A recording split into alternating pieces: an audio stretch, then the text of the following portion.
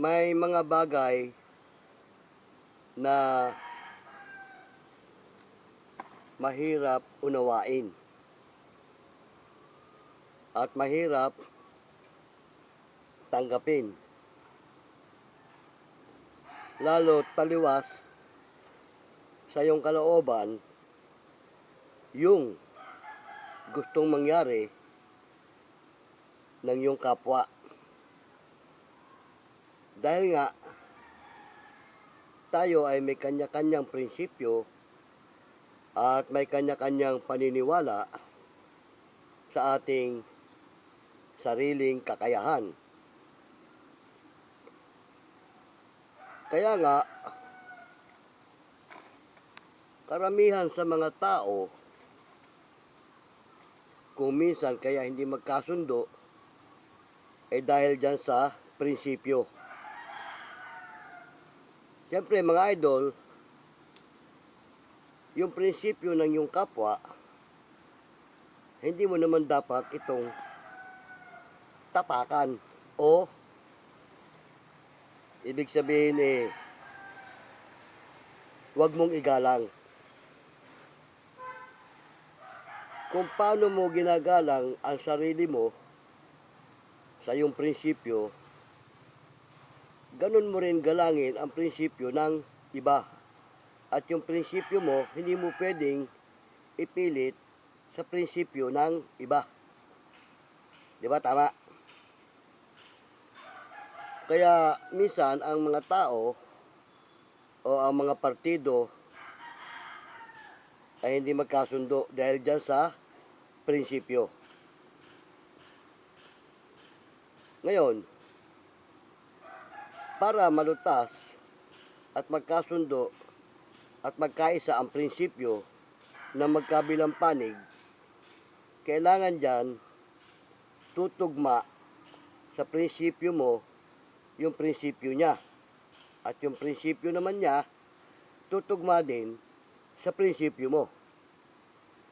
Dahil kung magkasalungat, malabo. At yan ang ating tatalakayin sa bidyong ito.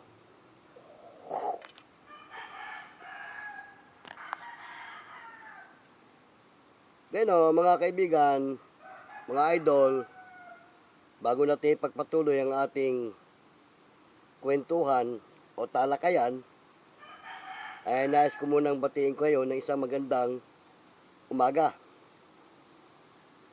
Saan man kayong panig naroon ng ating bansa, Mapa, Luzon, Visayas, Mindanao, nawa ay nasa mabuti tayong kalagayan sa buong maghapong ito.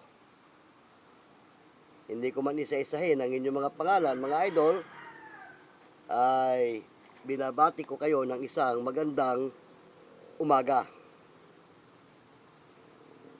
Bueno, mga idol, tuloy natin ang ating kwentuhan. Alam nyo ba yung prinsipyo ng bawat tao? Mahalaga yan Dahil diyan nakasalig ang paninindigan ng bawat tao. Pangit man o hindi ang kanyang prinsipyo, kung yun ang pinaniniwalaan at pinaninindigan niya, hindi mo ito pwedeng baliin.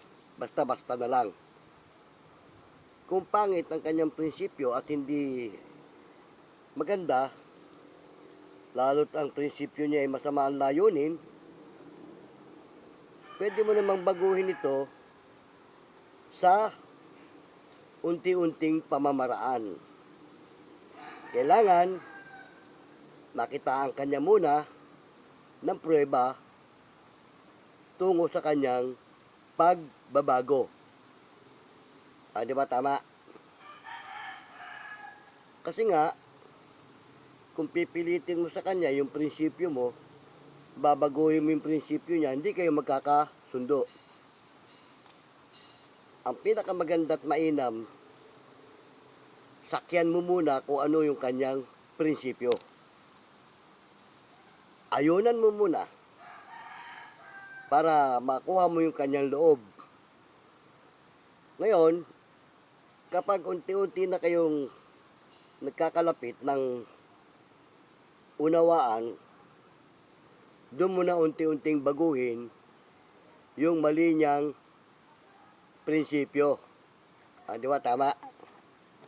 At doon mo unti-unting ipasok yung prinsipyo na makakabuti sa inyong pagsasama.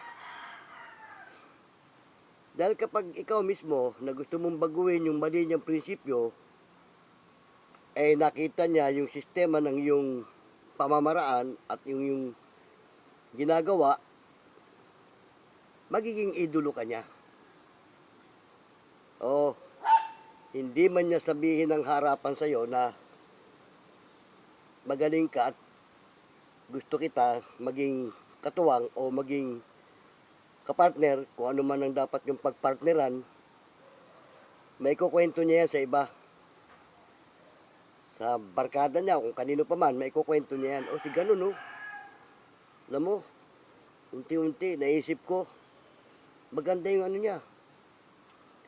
Di ba? Masasabi niya sa kanyang sarili, parang mali nga yata yung akin, Hindi maganda. Di ba?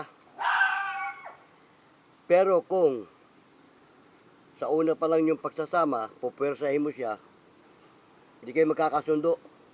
Baka ang kalabasan pa niya, mag-away kayo. Di ba? Sandali po. Kaya nga, mga idol, kapag alam mong mali yung kanyang prinsipyong pinaninindigan, huwag mo siyang bibiglain. Kailangan unti-untiin mo at ipakita mo sa kanya yung magandang prinsipyo mo. Na para naman yun ang kanyang magiging huwaran. Di ba? Kaya nga mga idol, yung mga nabanggit ko na sa nakaraang kong video, itong mga matatalinong tao na to, na kung ano lang ang maisip nila, gusto nilang ipatupad, mali. Kung ano ang gusto mong ipatupad, halimbawa ikaw ang isang namiminuno, gusto mong ipatupad doon sa nasasakupan mo, lalo't hindi mo pa nasasakupan, gusto mo palang sakupin, kailangan pag-aralan mo muna yung prinsipyo nung gusto mong sakupin. Kung magtutugma ba yung prinsipyo mo na gustong ilagay sa kanya, ilapat sa kanya, at yung prinsipyo niya. Kasi dyan minsan nagkakatalo yung bawat tao sa prinsipyo. Dahil yung prinsipyo, yan ang pinangahawakan ng bawat tao sa kanyang sarili. Di ba? Ganun sana ang sistema nitong mga matatalinong tao na gustong magpa-implement o magpalaganap ng kung ano pa man na gusto nilang ipalaganap. Hindi yung basta na lang bibiglain mo yung tao na gusto mong ipasok sa kanya yung sistema na hindi naman niya mauunawaan at hindi niya basta-basta matatanggap. Magkakagulo kayo, magkakagalit kayo. Baka sa halip na umayon sa iyo yun kalabanin ka nun. Di ba? Kaya nga, sa panahon natin ngayon, nakalagay naman din sa Bible, lalaganap at lalago ang karunungan ng tao. At darating, sabi niya, ang panahong mapanganib. Bakit? Ayan na nga. Nang dahil sa karunungan, sa paglago ng karunungan, nagiging mapanganib ang sistema. Bakit? Sa sobrang talino nga at karunungan ng tao, hindi na niya iniisip kung yung bang karunungan niya naaangkop doon sa taong makakaharap niya. Ay, paano kung yung makakaharap niya ay may karunungan din? At magkasalungat sila ng prinsipyo. Ang tanong, magkakasundo o magkakagalit? Di ba? Ganon. Ang tunay na matalino, hindi pa daskol-daskol, hindi pa bigla-bigla sa desisyon o pagpapasya. Pinag-aaralang mabuti ang sitwasyon. Di ba? Dahil unang-una ang kaharap mo hindi bata. Nasa isang ganun mo lang, mapapasunod mo. Ay kung may utak ka, may utak din yan. Ah, di ba? Ano mang bagay na pagkakasunduan yan sa magandang pag-uusap at pagtrato. Unang-una, respetuhin mo yung kanyang karapatan at kanyang kalagayan. Hindi yung kumo mataas ka sa sarili mo, hindi mo na siya re-respetuhin. Pangit naman yung ikaw lang ang nire-respeto tapos hindi ka marunong rumispeto sa kapwa mo. Kasi pag ang respeto nawala sa tao, ayun ang mabigat. Ika nga, give and take. Hindi yung take and take. Gusto mo lang kumamig, ayaw mo makamigan. Oh, ang tanong, maganda ba yon? Di ba? Kaya yan, mga idol, ang tao may kanya-kanyang paninindigan eh. At may kanya-kanyang pag-iisip. Matalino ka, hindi mo alam, yung makakaharap mo eh, may kakaibang talino rin. Oh, di ba? Ganun. Ang tunay na matalino, pinag-aaralan yung kanyang kapwa, yung kanyang kaharap. At pagdating sa panig ng Diyos, ang sabi ng Diyos, ang katalinuhan ng tao, kamangmangan lang yan sa Diyos. O, diba? Ganyan ho yan, kahit dun sa kabila. Hindi nagigil siya pag may makarinig siya. Kaya nga mga idol, hindi po pwede yun na gagawin mo parang bata yung kaharap mo. Lalo na kung halimbawa, kagaya ng mga matataas na tao, mga matatalinong tao na yan, tapos ang makakaharap niya sa tingin niya mukhang pipitsugin. Oh. Paiiralin niya ngayon yung kanyang sistema doon sa taong sa akala niya ay walang kakayahan. Hindi nasusukat o nakikita sa itsura ng tao yung kanyang pagkatao. Baka umaya, sa tingin mo, akala mo pipitsugin. Walang kwenta, walang kakayahan. Eh kamukat-mukat, mas matindi pa pala kaysa sa'yo. Oh. Eh sino nagpahiya sa sarili mo, di ikaw rin. Ano ba, tinira mo siya ng tinira, hindi mo alam yung feedback niya. Babalik sa'yo. Ganon. Kaya yung sabi nga, respetuhan, ang importante sa tao yung respeto. Hindi pwede yung ikaw lang ang respetuhin. Respetuhin mo rin yung kaharap mo. Matalino mat hindi yung kaharap mo, respetuhin mo yung kanyang pagkatao, hindi yung tatapakan mo. Kung ba mataas kang uri, ang tingin mo sa kanya mababa eh. Ganun na lang. Oh, di ba? Lalo na yung mga taong tahimik, walang kibo. Yan sinasabi, nasa loob ang kulo. Patingin-tingin lang, pangiting-iti lang. Tapos ikaw, puro kakayabangan. Hindi mo alam eh. Pinaplano ka na rin pala nung kausap mo. Di ba? Karamihan pa nga sa mga tahimik na tao, yan ang mga matalino talaga eh.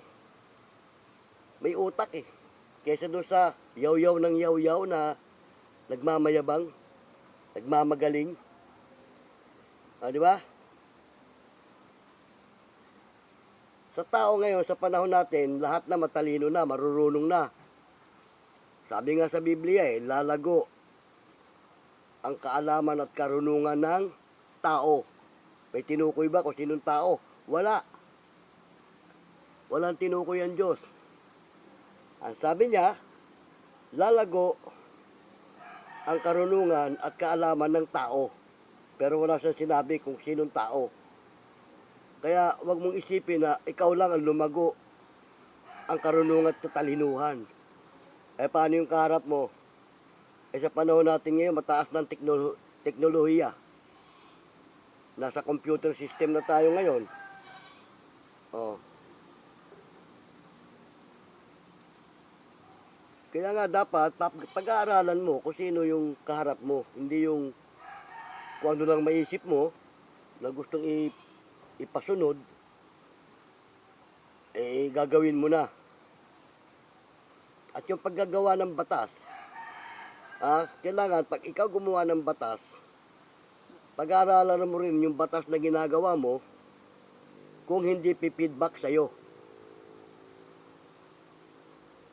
At yung batas na ipatutupad mo, pag talagang makakasikil sa prinsipyo ng tao at makamamatay,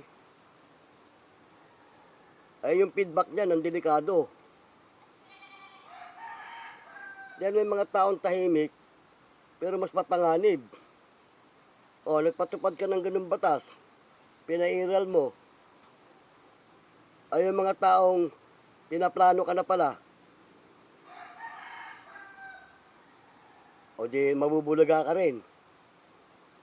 May mga tauhan ka para magpatupad ng batas na gusto mo.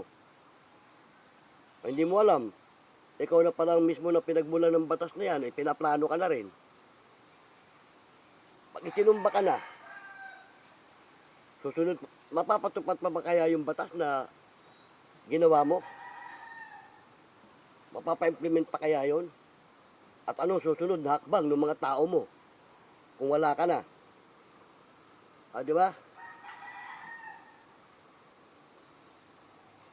Lalo sa panahon natin ngayon, mga idol, maraming sindikato. Oo. Delikado ang panahon natin ngayon. Kaya dapat ang bawat isa mag-ingat sa kanya-kanyang tao na makakaharap. Huwag yung padaskul-daskul ka. Mag-iingat ka sa bawat salita na sasabihin mo doon sa taong kaharap mo. Dahil kasi, siyempre, may damdamin yan eh. May pag-iisip yan eh. Sabi nga doon sa kanta ako'y may damdamin, marunong masaktan. Di ba? Tulad mo rin, itutukoy ka pa puso na susugatan. Tama yung kanta Kanta lang yun, pero may laman. Di ba? May punto de vista. Kaya kung inakala mo mataas na uring tao ka at yung makakaharap mo sa tingin mo mababa, huwag kang makampante sa sarili mo. Dahil nga, sa panahon natin ngayon, natutupad yung sinabi ng Diyos, lalaganap at lalago ang karunungan ng tao. Hindi lang ikaw, halimbawa, ang pinagkalooban ng karunungan at lalago. Baka yung kaharap mo sa tingin mo parang pipitsugin mas matindi pa kaysa sa'yo. Di ba? Yan, napagkukwentuhan at pag-uusapan lang naman natin yan dahil nga kasi sa nakikita natin sa panahon natin ngayon,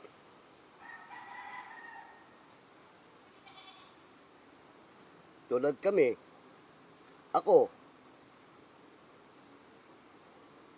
bagamat barangay lang ang aking pinagsiserbisyuhan, kumbaga lower section ng ating government, barangay, pero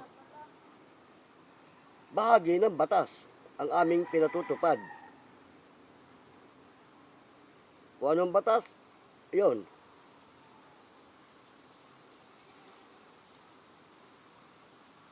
Lalo't nanunungkulan ka, dapat kung may tungkulin ka, lalo't sa pamahalaan. Huwag kang mamanginoon sa iyong tungkulin. Nakalagay sa Biblia yan. Baka dyan sa tungkulin mo na yan, namamanginoon ka, diyan ka maparusahan. O, di ba? Hindi ko mo may tungkulin ka, akala mo kung sino ka na.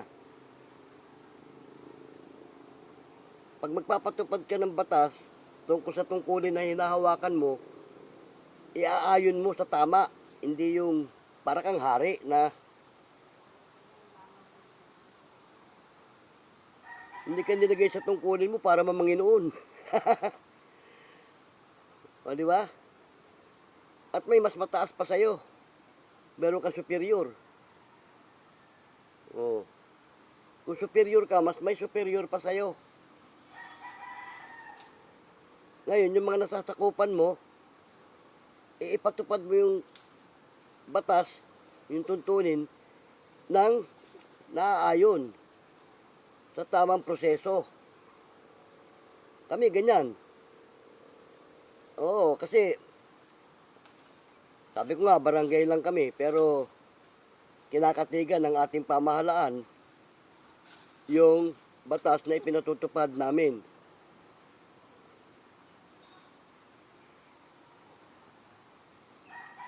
Kaya nagkukwento lang tayo ng ganito kasi nga marami tayo sa panahon natin napapansin na ang tingin sa sarili mataas at ang tingin sa kapwa mababa.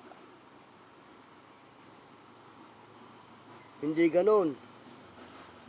Nagamitin niyo ba tita itong ano, yung bound?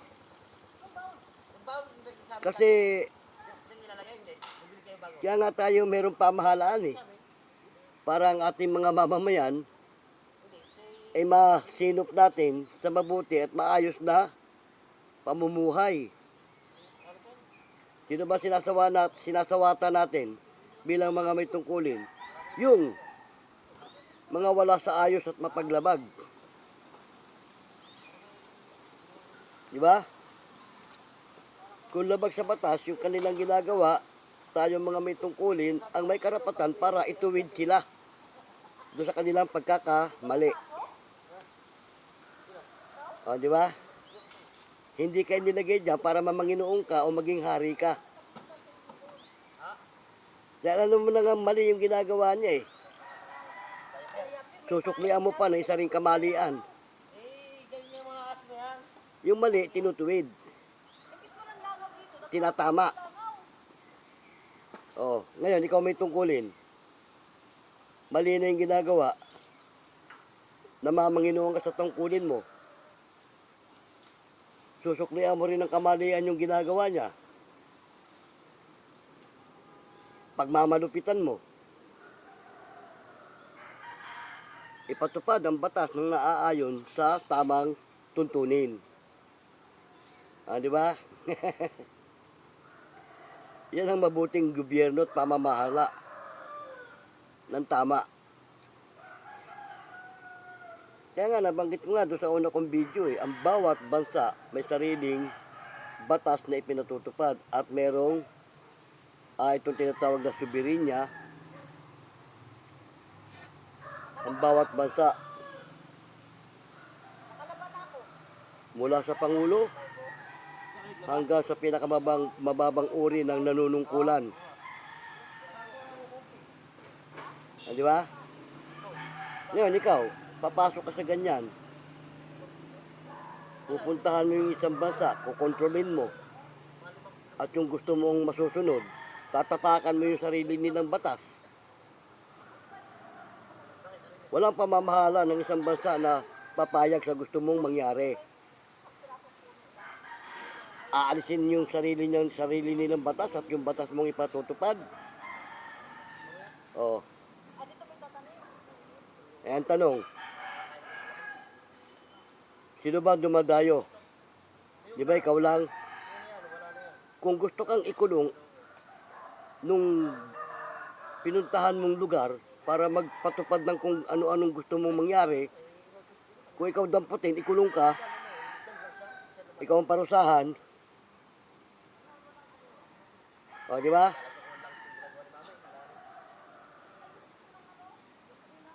mayroon kang nais idagdag doon sa batas na gusto mong puntahan, kausapin mo ng maayos. Ipaliwanag mo kung ano yung batas na gusto mong mangyari. At yun namang namiminuno, siya naman ang magpapaliwanag sa kanyang mga nasasakupan. Tinagay ko sa sako dahil ilalagay ko ulit yung O, di ba?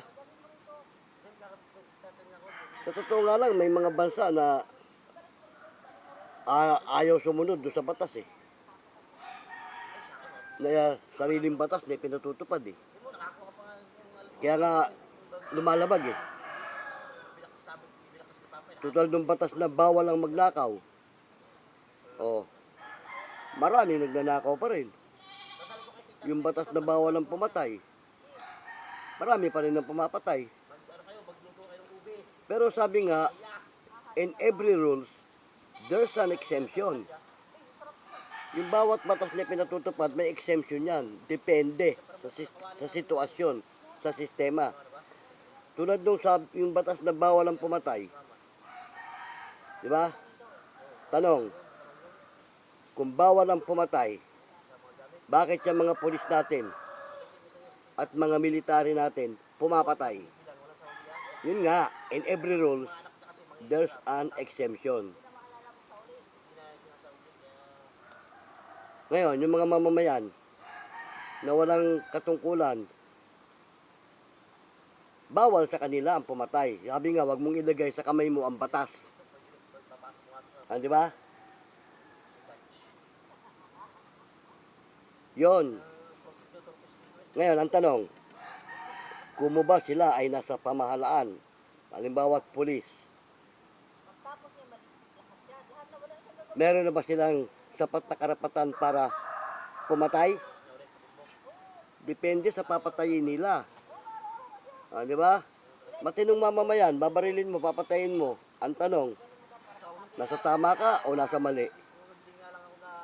Nasa karapatan kang pumatay o wala? Kapag matinong tao, papatayin mo, wala ka sa karapatan para pumatay. Bawal. Pwede ka ring hatulan o makulong. Matanggal sa serbisyo. Di ba? Ngayon, kung kriminal yan, talagang notorious yan, talagang marami ng pinirwisyo, ayun. May utos din kasi ang Diyos. Sa pagpatay. May pagbabawal ng Diyos sa pagpatay, may pag-uutos din ng Diyos sa pagpatay. Anong sabi? Kung kukunin niya ang iyong buhay, patayin mo sa harapan ko ang masamang taong yan. Utos ng Diyos yun. Kaya yung mga polis, pag yung mga kriminal at talagang lalaban na, kukunin na ang kanilang buhay, babarilin yan, papatayin yan. Notorious na eh. Yung mamamayan na matino at mabuti, kahit pulis ka, kung wala ka sa katuwiran, kukunin mo ang buhay niya, pwede kanyang patayin. Bakit? Pulis ka tapos matino yung tao. Balak mong patayin. Di ba? Ako man to, pulis ka. Paparatangan mo ako ng kung ano-ano. Pagkatapos, hindi ko naman ginagawa yung pinaparatang mo. Babantaan mo kung papatayin mo ko. Ayun ang sabi ng Diyos, kung kukunin niya ang iyong buhay, masamang tao na yan eh. Patayin mo, masamang tao sa harapan ko. Kaya kahit sinong tao, pinahintulutan ng Diyos, pumatay. Hindi lang yung nasa batas. Ibig sabihin ng pagtanggol mo sarili mo, yun ang punto de vista. Self-defense. Alam niyo, pag batas ng Diyos ang ipatutupad, matindi. Walang pasubali, walang echiboreching. Hindi kagaya ng batas ng tao, maraming echiboreche. Halimbawa, nakaw. Diba, nakaw, bawal yan, masama yan. Pag sa batas ng tao, ang dami echiboreche niyan. Pero pag sa batas ng Diyos, dalawa lang. Ang pagbabatayan, sinadya ba niya yung pagnanakaw o hindi sinasadya? Marahil sasabihin ng iba, paano hindi sinasadya? Nagnakaw nga eh. Ito yon. Bakit siya nagnakaw? Bakit niya ninakaw yung isang bagay na hindi niya dapat nakawin?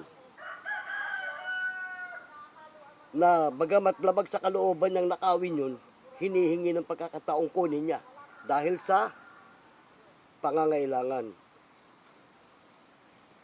O, di ba? Kaya ang tanong nga sinadya niya o hindi? Kapag pinlano ang isang bagay, sinasadya yan, intentional yan. Pero kung bigla ang pangyayari, hinihingi ng pagkakataon tulad ng pagpatay, hindi lahat ng nakakapatay sinasadya. Yun nga yun.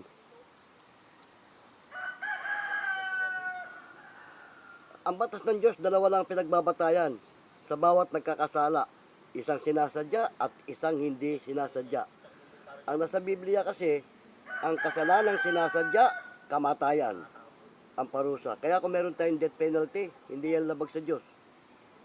Kasi utos ng Diyos yan Ang kasalanang sinasadya, kamatayan. Datapot ang kasalanang hindi sinasadya, kapatawaran. Ayun ang batayan ng Diyos na nagkakasala. Sinadya ba o hindi? Hindi kagaya sa batas ng tao, ang daming itiboriching.